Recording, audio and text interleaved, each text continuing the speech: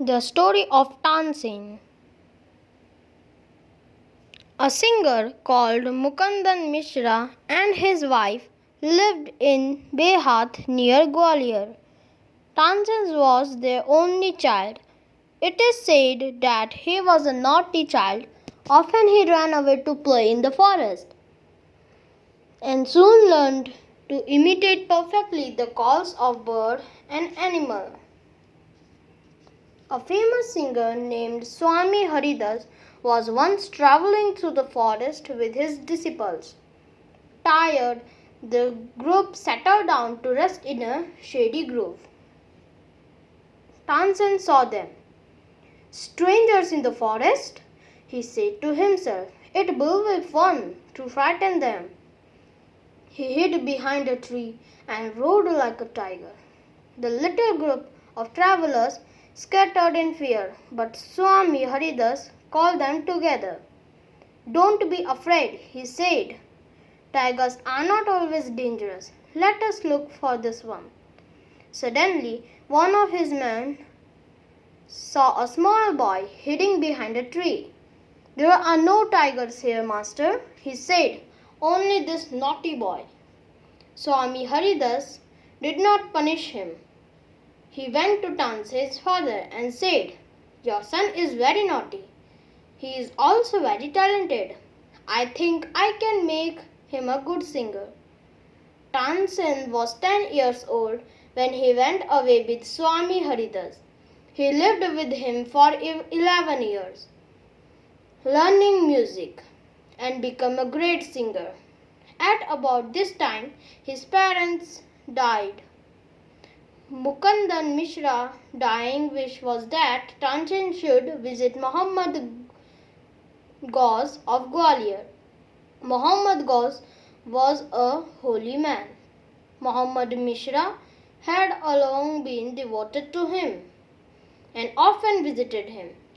While living in Gwalior with Muhammad Ghaus, Tansen was often taken to the court of Rani Mriganani, who was a great musician herself.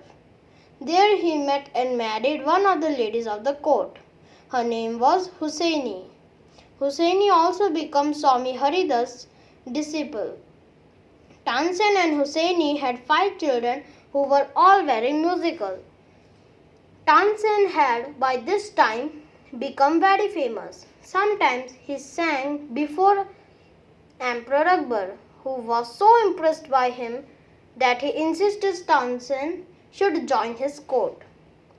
Tansen went to Akbar's court in 1556 and soon became a great favorite of the emperor.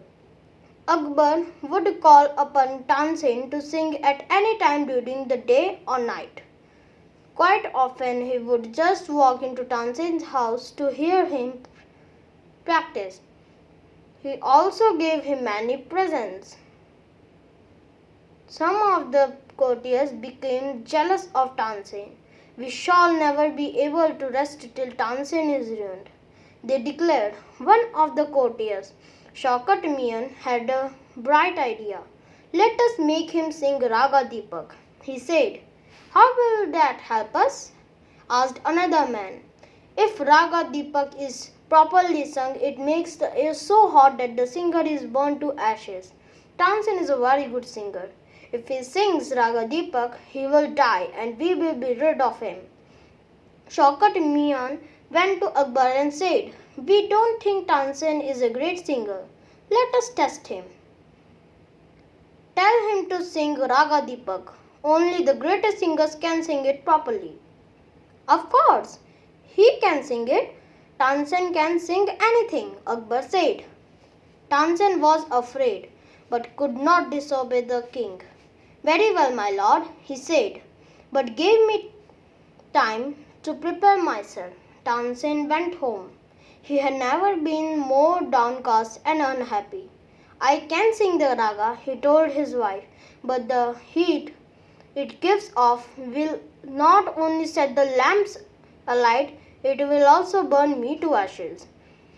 Then he had an idea. If someone sings Raga Megh at the same time and sings it properly, it will bring rain. Perhaps our daughter Saraswati and her friend Rupavati could do it, he said. He taught the two girls to sing Raga Megh. They practiced night and day for 2 weeks. Tansen told them, "You must wait till the lamps start burning, and then you start singing." The legend goes that on the appointed day, the whole town assembled to hear Tansen sing Raga Deepak. When he began to sing, the air became warm. Soon people in the audience were bathed in perspiration. The leaves on the trees dried up and fell to the ground. As the music continued, birds fell dead because of the heat, and the water in the rivers began to boil. People cried out in terror as flames shot up out of nowhere and lighted the lamps. At once, Saraswati and Rupavati began to sing Raga Megh. The sky clouded over and the rain came down. Tansen was saved. The story goes that he was very ill after this, and Akbar was sorry that he had caused him so much suffering. He punished Tansen's enemies. When Tansen got well, the entire city rejoiced. Tansen remained Akbar's court singer till 1585 when he died. He composed several new ragas. Tansen's tomb is in Gwalior. It is a place of pilgrimage for musicians.